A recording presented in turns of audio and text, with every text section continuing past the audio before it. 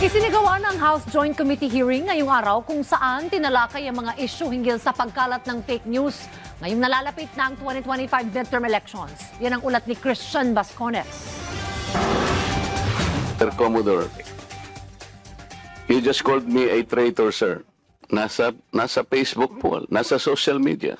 Dito nagsimula ang mainit na sagutan ni Sagip Party List Representative Rodante Marcoleta at Philippine Coast Guard spokesman Commodore J. Tariela sa House Joint Committee hearing sa mga issue na kumakalat na fake news ngayong palapit na ang halalan.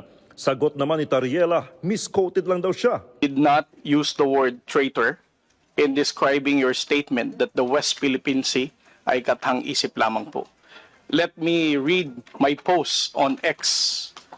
I stand by the statement of President Bongbong Marcos when he said ang West Philippine Sea ay hindi kathang-isip natin lamang.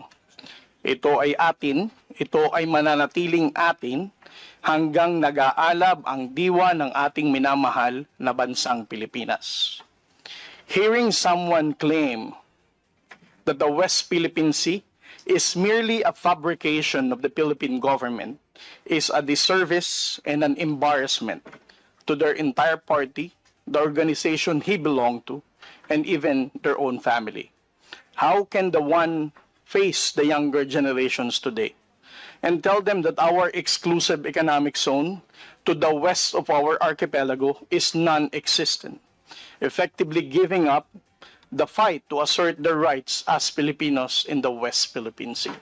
Buwelta naman ni Marcoleta, hindi man lang daw gumawa ng paraan si Tariela upang ipaliwanag sa mga netizens na hindi traidor ang kongresista. Hindi ka man lang gumawa ng effort, for example, na I did not say that. Ngayon mo lang sinasabi. But you know, people are bashing me. I am pro-China. Giit naman ni Tariela na hindi niya kontrol ang magiging reaksyon ng mga netizens at hindi niya obligasyon na proteksyonan ang pangalan ni Marcoleta. Honorable Marcoleta, sir, I think I'm no under obligation to tell all the social media influencers, to bloggers, defend your name, tell them that you are not a traitor. Again, I did not mention that you are a traitor. Those words did not come from me. Why would I go to the extent of defending you and you are running for Senate?